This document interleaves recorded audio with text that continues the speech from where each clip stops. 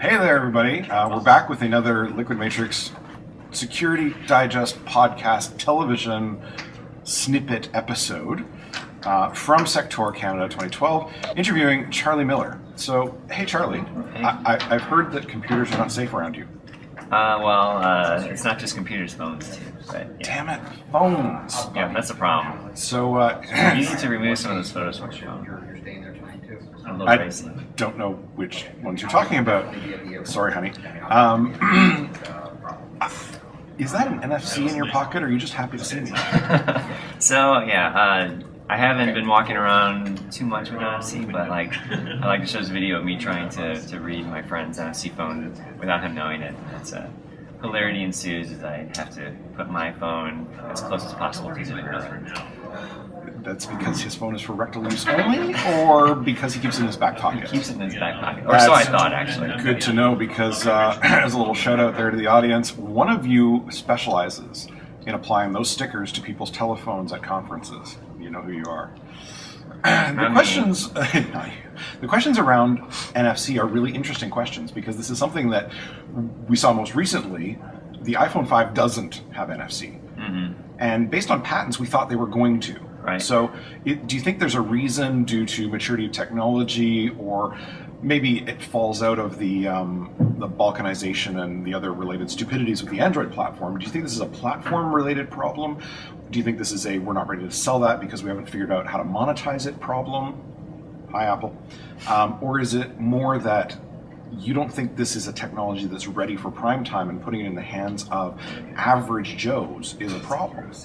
Like, I don't think it's. I'm pretty darn sure they did not do it because of security. Like, I don't think that they care about security more than they care about profit. But mostly, it's that it's not. NFC itself is like reasonably secure. If you watch my talk and design your applications suitably, like, it's fine. So this is just a guess. I don't know what Apple thinks. But I think it's they probably don't want to have it until you can basically pay for anything you want anywhere with NFC. So like, I think if the new iPhone had it and people are like, hey, what's this NFC? I want to buy something, and they're touching things and nothing happens, like, they're going to be, they won't know what to do. So I suspect Apple is waiting until like NFC payment terminals are basically everywhere, and then they'll come out. Okay, so if we go back to the stuff that you talked about at your lunch keynote today, one of the points that you made and actually showed on stage in a live demo, therefore tempting the demo gods to strike you down. The demo gods have been kind to me. It turns out that if you have a backup video, they're very kind to you. If you're like relying completely on the live thing, then you're gonna suffer. Suspenders and belt. You might be a security person. The point that you made was that several of the attacks are not due to the fact that it's NFC. They're due to what happens when a user interacts with an NFC tag. Right. So one of the examples, the one that was most striking, is, oh, hey, by the way, I've got reverse shell access to your phone. Right.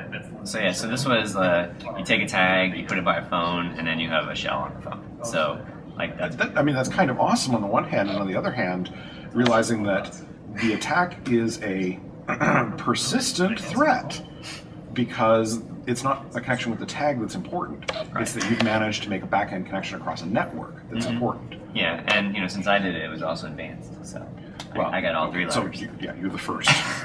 No, but subsequents are just other persistent threats. Yeah.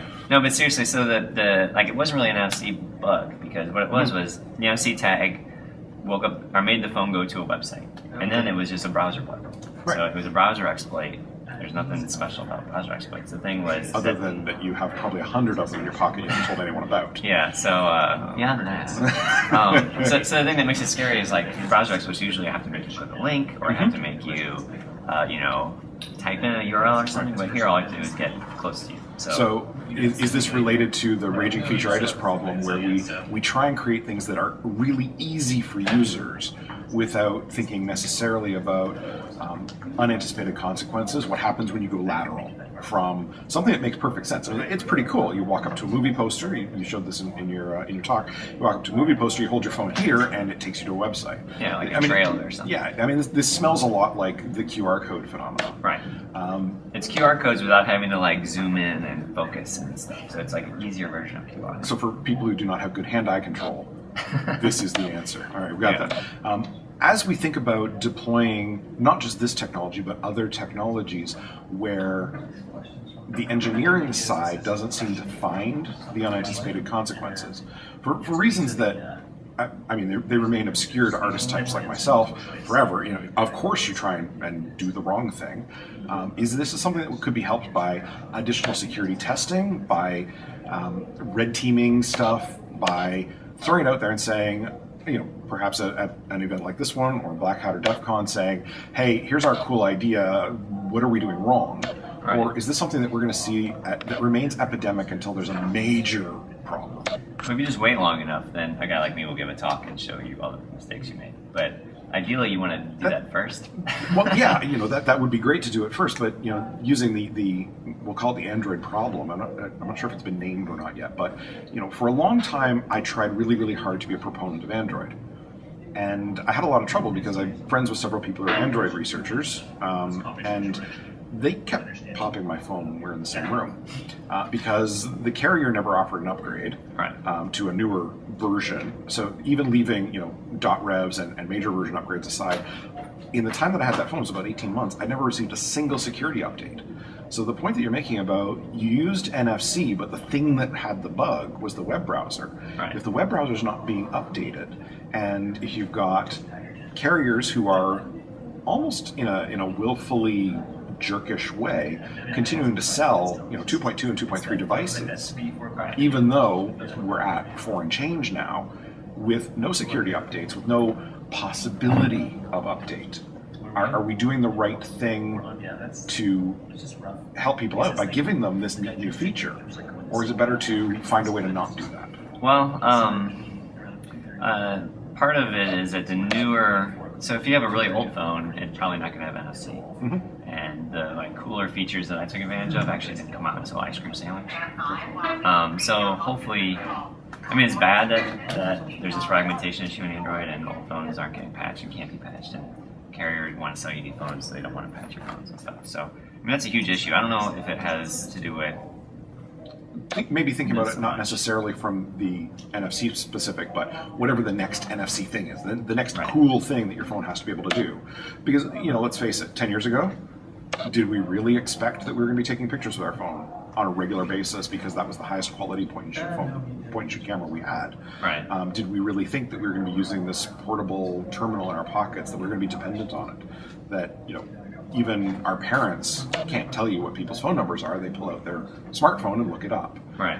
Whatever the next new feature is, do you think we're going to encounter the same kind of problem again, or do you think maybe the carriers and manufacturing companies have learned from people like you who poke holes at them?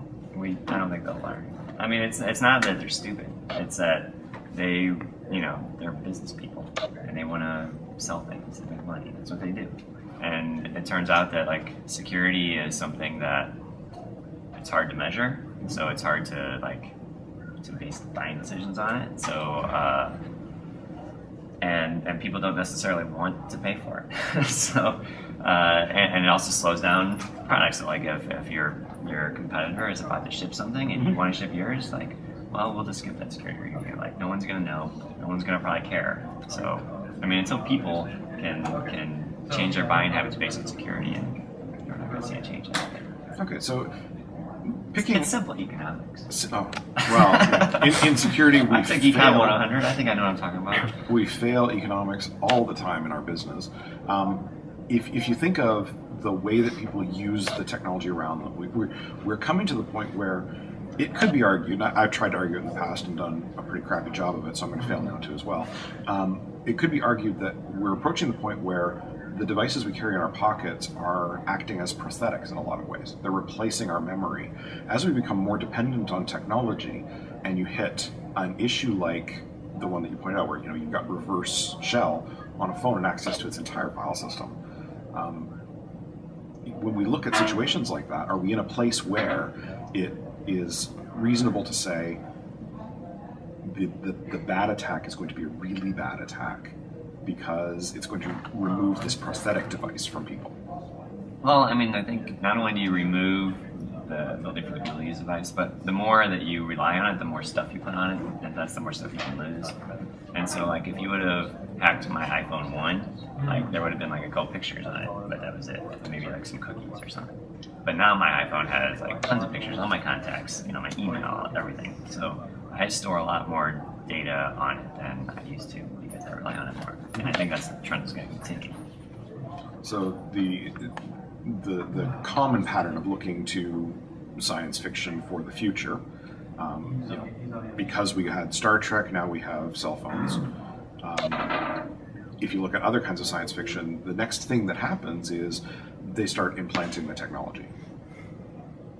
So, you know, in Star Trek, there were no, like, computer hackers that I remember any episodes about, right? So it's like, no one ever hacked into the Enterprise or the Klingon ship. It was like the tablets were all wide open. You could talk to the computer. Not until Star Trek II: The Wrath of Khan, in which they used a shared password. Yeah. And they didn't. Shared passwords are bad, people, because that's how you get beat up. All IT security guys know that when someone leaves the organization, you can change the password. But they didn't do that with Khan. The lessons of Star Trek. Yeah. But no, there are some access like issues. Like at some point, sometimes they'll be like, "Computer, do this." They'll be like, "Access tonight." You're like, what? I'm Captain Picard. But for the most part, there's not a whole lot of computer hacking in the 24th century or whatever. So you've pretty much, well, you've pwned and owned computers. Mm-hmm. You've beaten living crap out of phones now. What's next for you? I mean, you're known as a researcher, which means you're always looking for the next thing that you're going to tear into. How are you going to hurt us next year? I mean, how are you going to support the industry by researching next year? I like to say, how am I going to help out all the people by making their devices secure? But I also just like to thumb my noses at companies and stuff. So yeah, I think the next thing is I'm going to look at cars. Cars? Yeah, so like cars just have computers. It'd be, yeah, I've heard that. It'd be fun to hack those, I think. So myself and Chris Valsek, who's another researcher, are going to spend some time hacking cars, I think. Well, I think we can all say that we look forward to seeing you, well, we'd like to see you try and get a car on the stage at Black Hat, but if you do get a car hacking thing going, make it a really nice car so that people like me never have to worry about the hack. The best part of being... I'm not supporting the 1%. I'm hitting like a Yugo or something. Okay, so InfoSec Dad over here says, please don't hack the Dodge Grand Caravan, please. And please don't send that information to my kids. Just that simple. Well, thank you very much for taking the time to talk to us. This is Charlie Miller telling you about is you don't want to walk near him because he will try and cause you to have an upsetting day. So that's why no one walks near me? Yeah, pretty much. Next year, you're not going to want to drive near him. That's something to look forward to. This has been a snippet piece from the Liquidmatrix Security Digest podcast television snippets from SecTor. Have an awesome day, everyone.